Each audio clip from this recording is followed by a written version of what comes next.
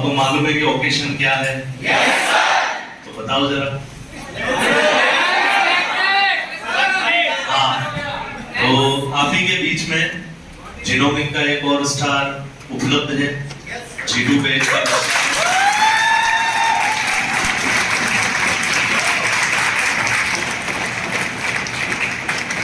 और इसने फॉर्सेट जो भी घटित हुआ था उसके अंदर बहुत अच्छी रैंक हासिल करी है और इसको एम्स दिल्ली प्राप्त हुआ है।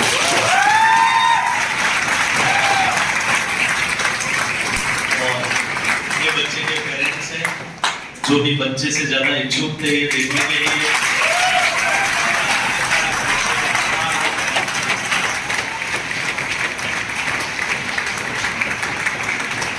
तो मैं सभी को बधाई देता हूँ, बच्चे को बधाई देता हूँ, माता पिता को बधाई देता हूँ कि बच्चे ने मेहनत करी और आज परिणाम सबके सामने है।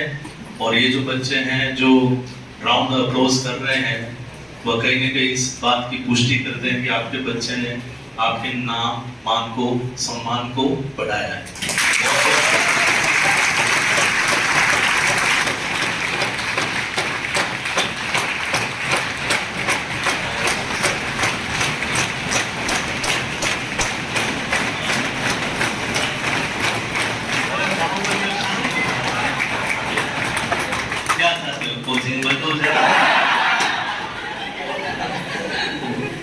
तो देखो बच्चों, बात बड़ी क्लियर है और अपने बारे में ये स्वयं बताएगा क्या है, कहाँ से पढ़ाई की है, क्या एजुकेशन स्टेटस था, कैसे उसने ये एम हासिल किया है।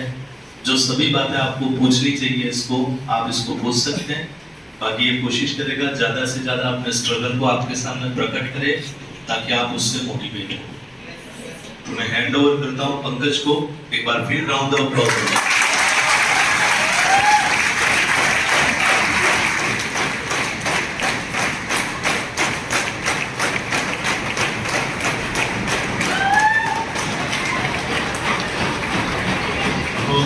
मैं चाहूंगा कि बच्चा अपना इंट्रोडक्शन दे और बताए अपने बारे में। हेलो, आवाज। सबसे पहले तो सभी गुरुजनों को मैं सादर प्रणाम करना चाहता हूँ जिन्होंने मुझे यहाँ पहुंचाया। लाइफ में फर्स्ट टाइम स्टेज पे आया हूँ मैं, अभी तक पहली बार स्टेज पे आया हूँ।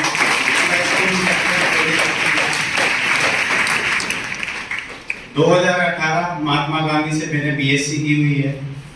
उसके बाद 2019 से लेकर 2021 तक मैंने कोई भी पढ़ाई नहीं की है।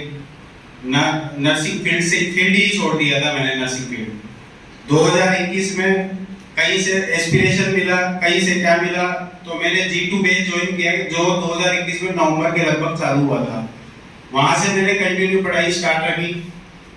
मैं रेगुलर क्लास ली, जो टीचर ने बनाए रेगुलर नोट्स बनाए, क्योंकि नोट से बढ़कर कुछ भी नहीं है। ना कोई बुक रेफर करने की जरूरत नहीं है अगर आपके पास प्रॉपर नोट्स है।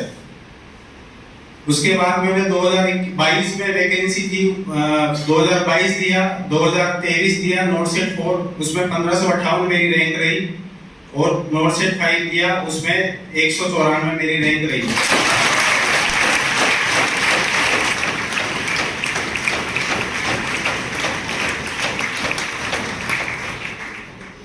गुरुजी को, पीडीए वाले सर और एमएसएन वाले सर को मैंने कंटिन्यू फॉलो रखा।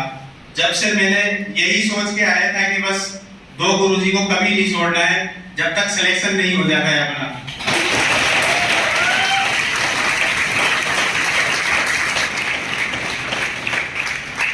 तो 2022 में YouTube क्लास स्टार्ट हुई थी। पहले इतना नहीं था, मैं पता नहीं था किसकी लूं किसकी नहीं लूं। सारी क्लास देखता था, सारी कोचिंगों की देखता था। तो धीरे धीरे करके मेरे इतने सारे शॉर्ट नोट्स हो गए और उनमें से कुछ भी नहीं आता था मुझे, क्योंकि वो प्रॉपर रेशनल नहीं था, कुछ भी नहीं था। जब सर ने पढ़ाना स्टार्ट किया, एक ही क्वेश्चन नहीं पढ़ाते सर उसके साथ मिनिमम 4 आंसर तो देते ही हैं। पढ़ाते हैं साथ में 4 क्वेश्चन और पढ़ाते हैं। इसके अलावा 10 से 15 सर की बातों से कभी निकल जाते हैं। अगर आप गौर से पढ़ोगे तो बहुत कुछ सुविधा मिलेगी आपको सीखने के लिए।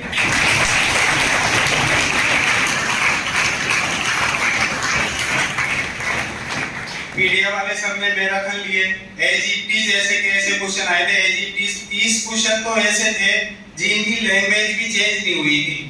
30 से 40 क्वेश्चन ऐसे थे।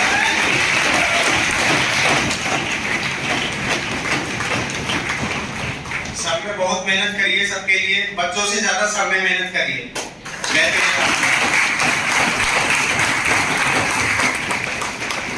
कहीं ना कहीं सर को ही देख के मुझे लगता था कि जब सर हमारे लिए इतनी मेहनत करे, सर को क्या चाहिए? कोई पैसा कोई नहीं देगा, कोई कुछ नहीं देगा, सब भूल जाएंगे सर इतना।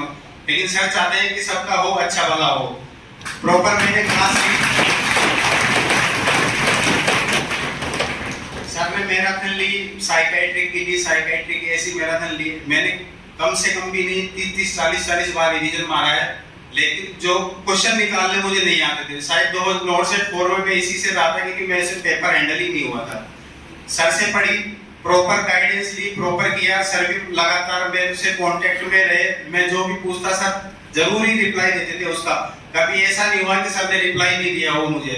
मैं खुद को मुझे डर लगता था कि बार-बार मैसेज करूंगा तो सर कहीं डांटेंगे तो नहीं, लेकिन मैं नहीं मानता था फिर भी बार-बार। लेकिन सर ने एक बार भी ऐसा नहीं हुआ कि रिप्लाई नहीं दिया हो, चाहे वो कोई।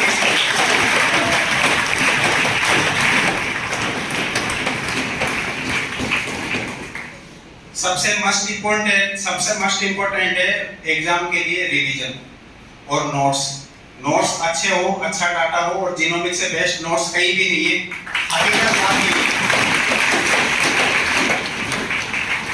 ऐसा नहीं है कि मैं यहाँ से पढ़ा हूँ या यहाँ से आया हूँ, यहाँ से सिलेक्शन हुआ तो यहाँ की पढ़ाई करूंगा। मैंने सब जगह के लिए कोचिंग, मतलब ऑनलाइन सब जगह से पढ़ा था स्टार्टिंग में। जब मैंने 2021 में स्टार्ट किया था फर्स्ट टाइम से, तब मैं सभी कोचिंगों के पढ़ता था। मुझे कोई प्रॉपर गाइडेंस नहीं थी कैसे पढ़ना है, क्या पढ़ना है। बस पढ़ता गया। लास्ट में रिजल्ट उसका कुछ भी नहीं आया। वही रह जाता, कभी 2 नंबर से, 3 नंबर से, 1 नंबर से, आधे नंबर से, 0.7 नंबर तक से रहा हूं मैं 2 बार। सर की प्रॉपर गाइडेंस रही थी, और आपके भी यही चाहता हूँ प्रॉपर क्लास लें, छुट्टी एक भी ना करें, प्रॉपर नोट्स बनाएं। उसके अलावा जो भी सर की क्लास पढ़ी है, चाहे सर पढ़ाए नहीं पढ़ाए, सारी यूट्यूब की जितनी भी क्लास है एक को चाट जाओ, किसी को भी मत छोड़ो।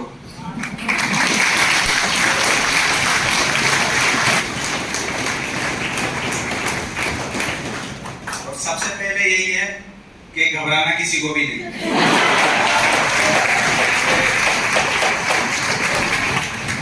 नोट सेट 5 में मेरे सर की सबसे बड़ी चीज मेरे काम आई है। सर की एक तो 20 रुपए वाली डेयरी मिल्क, और घबराना नहीं है। ये दोनों चीज में फ्री में भी और मेंस में ये दोनों चीज करके गया था। 20 रुपए की डेयरी मिल्क के लिए मुझे अच्छे से याद है, मैं 2 किलोमीटर पैदल भाग के गया था 20 रुपए की डेयरी मिल्क खाने के लिए। क्यों? क्योंकि जब मैंने फ्री में किया, अच्छा रिजल्ट मिला, तो मैं देखा शायद इस बार भी करें, अच्छा रिजल्ट मिला।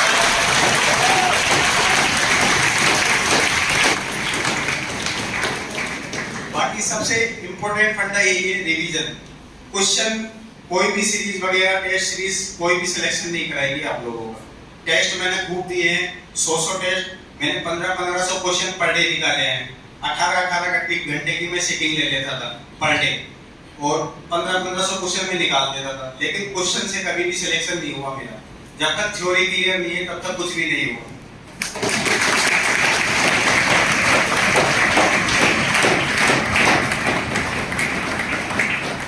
टेस्ट बस यही काम आता है कि आपको कैसे तो परफॉर्मेंस देनी है, कैसे पेपर हैंडल करना है, कैसे टाइम मैनेज करना है। 2 ही बार टेस्ट दो, एक तो मॉर्निंग सुबह खाली दिमाग से, और शाम को खाना खाने के बाद, जैसे सर बताते हैं। दिन में कोई भी देने की जरूरत नहीं है टेस्ट। अगर दिन में दोगे तो दिन भर पढ़ नहीं पाओगे, ये मैंने एक्सपीरियंस किया है। जब मैंने स्टार्ट किया था, एग्जाम प्रेप मैंने लिया था सबसे पहले, तो मेरे को पता नहीं था कि कैसे टेस्ट देना है। मैं क्या करता था, सुबह उठता था 7 बजे, 6 बजे, 7:30 बजे, 8 बजे तक उठ जाता था। उसके बाद में क्या करता था, 2 घंटे पढ़ाई करता था, और उसके बाद में 10-11 बजे के बाद में टेस्ट स्टार्ट किया था। स्टार्टिंग में शुरू में तो मतलब वो टेस्ट ऐसे होते थे कि शायद नॉर्सेट लेवल वाला तो वहाँ पहुंचेगा कि नहीं। वो टेस्ट देने के बाद भी इतना भयंकर सर भारी हो जाता था मेरा कि कुछ भी नहीं पढ़ पाता था मैं शाम तक। को जब तक सोता नहीं था तब तक कुछ भी नहीं होता। इतना हाई लेवल का है कि शायद नॉर्सेट तो अभी पहुंचेगा कि नहीं वहाँ पर।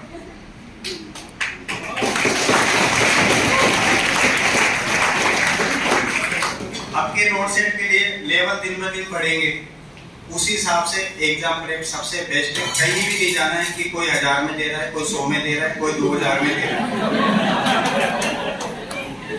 एग्जाम प्रेप सबसे बेस्ट है।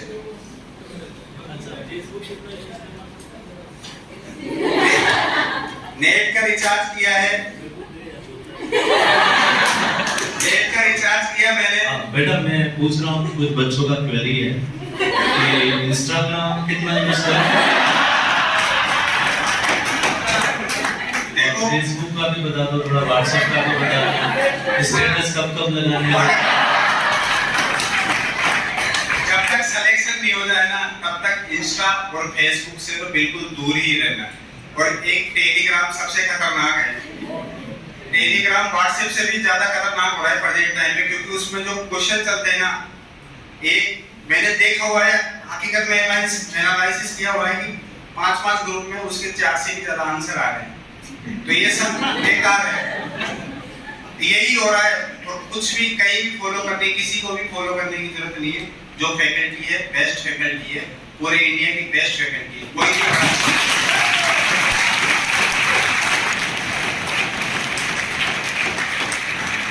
तो बच्चे के कहने का मतलब बस यही था कि भाई साहब अगर आप पास होना चाहते हो तो आप सही जगह पे हो, आप ऐसे ही एफर्ट्स करते रहो। आपको कोई भी प्रकार का डाउट अपनी फैकल्टी पे नहीं होना चाहिए। जो भी यहाँ पे इंडिविजुअल, जो भी व्यक्ति जिस भी सब्जेक्ट को पढ़ा रहे हैं वो वेल क्वालिफाइड है, डिजर्विंग कैंडिडेट है। ये जरूर आपको वो टैलेंट, वो रास्ता बता देगा जहाँ से आप एम्स तक पहुँच सकते हैं। तो बच्चों, आपका एफर्ट्स और टीचर का मार्गदर्शन, ये दोनों चीजें जरूरी हैं कोई भी प्रकार के ऑब्जेक्टिव को अटेंड करने के लिए। और आप जानते ही हैं सर मेहनत कितना करते हैं, ऑनलाइन हो या ऑफलाइन हो। सुरेंद्र सर हैं, अनाटॉमी वाले सर हैं, योगी सर हैं, नरेश सर हैं, ईच एंड एवरी इंडिविजुअल जो भी व्यक्ति यहाँ पे है तन मन से पूरे एफर्ट्स कर रहा है कैसे भी करके आपको आगे ले जाने में। कोई प्यार से, कोई शायरियों से, कोई डांट से, कोई धक्का मार के, कोई ये भी पूछ लेता है आजकल मैंने सुना है कि कल आप कहाँ थे।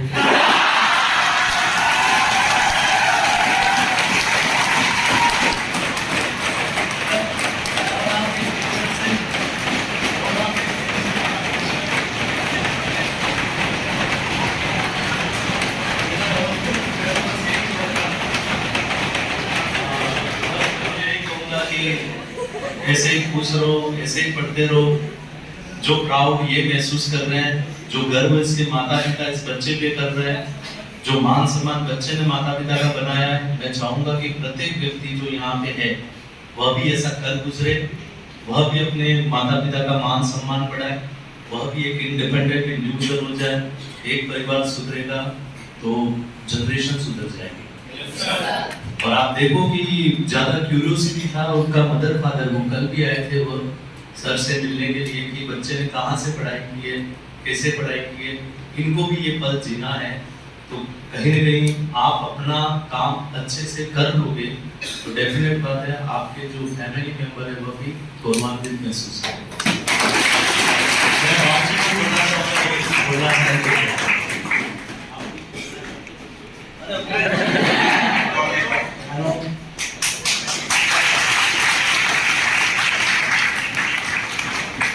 बच्चे के अलावा मैंने भी यूट्यूब से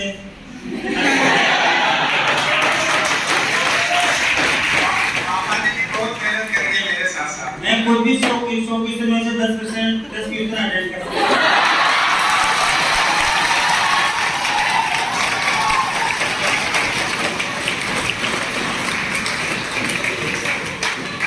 आप भी क्या पंकज सर की एक भी क्लास मिस नहीं करें।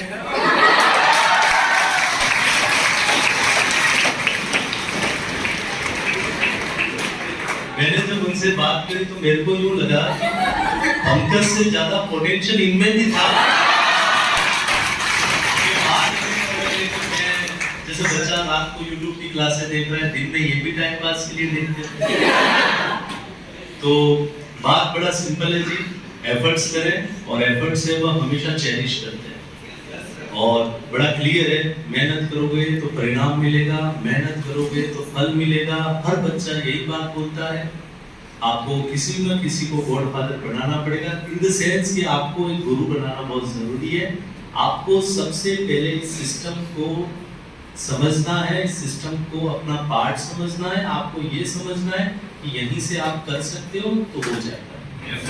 अगर आप जहाँ पे अगर आप हैं उस पे ही आपका फेथ नहीं है, इमेजिन करो कि आपको इस इंस्टीट्यूट पे भरोसा नहीं है, आपको इन टीचर पे भी भरोसा नहीं है, तो आपको किस पे भरोसा है?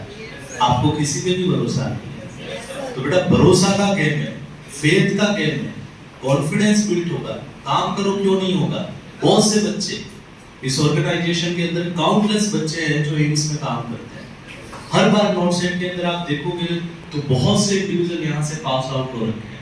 तो चीजें बड़ी इजी हैं, बस आपको लगातार एफर्ट्स करना है, लगातार आपको खेल में बने रहना है, आपको हार जीत के परिणाम से अनछुआ रहना है। गो ऑन एफर्ट्स करो बच्चों, क्यों पॉसिबल नहीं है? जब ये कर सकता है तो आप क्यों नहीं कर सकते? मैं चाहूंगा कि मैं बच्चों को शुभकामनाएं देता हूं और मैं चाहूंगा कि नेक्स्ट टाइम आप भी अपने पेरेंट के साथ यहाँ पे मौजूद हो। और कोई विशेष बात पूछते हैं आप पूछ सकते हैं। और एक बार बच्चे को यहाँ का डाटा ऐसा है, मैंने नोटसेट 4 के बाद में RUHS में मैंने जॉब की थी 1.5 महीने कि घर बैठे कुछ सीख लेते हैं। फ्री में ही जाता था मैं, जैसे कुछ बात होती थी वहाँ पर स्टाफ के बीच में, डॉक्टर्स के बीच में, तो जैसे कभी भी मीटिंग होती थी, कुछ पूछा जाता था ना, तो स्टाफ में जो मेरे साथ रहता था, जो 2008 के, 2005 के, 2010 के लगे हुए हैं, उन पे वो जवाब नहीं आता था, उनका जवाब मैं दे देता था। वहाँ के डॉक्टर मुझे ये बोलते थे, तेरे पास इतनी नॉलेज कहाँ से आई, पहले तो ये बता। मगर सर मैंने वहाँ जीनोमिक्स से कोचिंग कर रखी है, एम्स लेवल की तैयारी कर रखी है।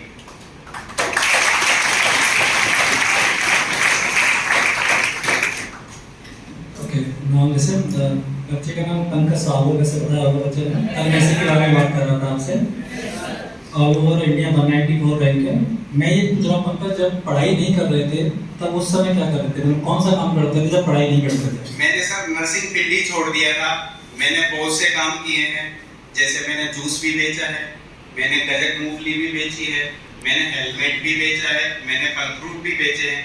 3 साल लगातार नर्सिंग फील्ड से मैं दूर रहा था, बिल्कुल भी मुझे पता नहीं था। मुझे अच्छे से याद है जब मैं 2021 में यहाँ आया था, मुझसे पेशेंट की स्पेलिंग नहीं आई थी कि पेशेंट की स्पेलिंग लिखना कैसे। मुझे अच्छे से याद है, मैं नीचे इस कोने में बैठता था, मैंने ऑनलाइन गूगल पे डाल के देखा था कि पेशेंट कैसे लिखना है। उस समय मेरी यही स्थिति थी, लेकिन मैंने हार नहीं मानी। सब कुछ शुरू से स्टार्ट किया, सब कुछ जीरो से स्टार्ट किया। अगर मैंने किया है ना, तो मेरा दावा है यहाँ से एक भी ऐसा बच्चा नहीं है जो नहीं कर सकता। और अगर सामने ट्राई वाला बैठा है, उसे भी अगर बुला के 6 महीने कोचिंग की कराई जाए ना, तो 100% है 12 महीने में तो वो भी पास आउट कर ही लेगा।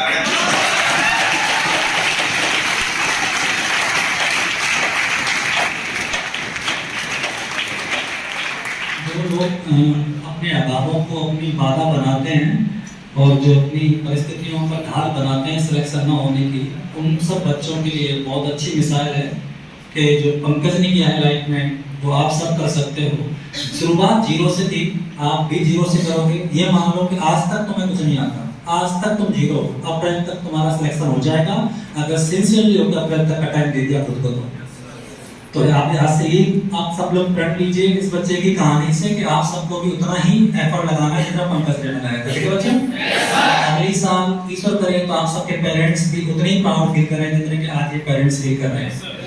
सब कुछ हम जीते ही पेरेंट्स के लिए। हमारा काम, हमारा लाइफ का मोटिव एक ही होता है। मैं हमेशा से बोलता था कि अगर आप सिलेक्ट हो गए, मेरे पास नहीं आओगे तो भी काम चलेगा, बताओगे तो भी काम नहीं चलेगा।